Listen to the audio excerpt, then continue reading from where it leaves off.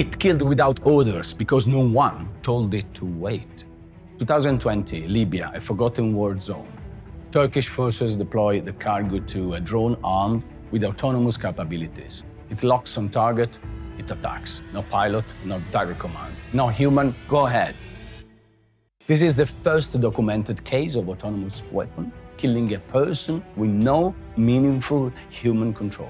The United Nations report is clear. The drone attacked a human target autonomously. In other words, by itself. No human decision, no accountability, no chain of command. This isn't science fiction. It happened 3 years ago. And it might not be in an isolated case. It might be happening right now, in silence, in some war zone or some other forgotten war. Military AI systems are already in action.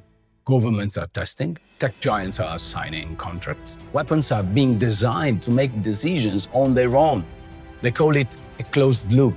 The machine identifies, evaluates, strikes. No hesitations, no cautions, no questions. But if no one is left to say no, if the final step is fully automatic, who's responsible? What if the target is wrong? What if it's a child?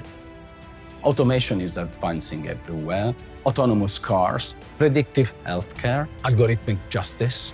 Everyone talks about efficiency. But when humans are removed from the decision loop, what remains?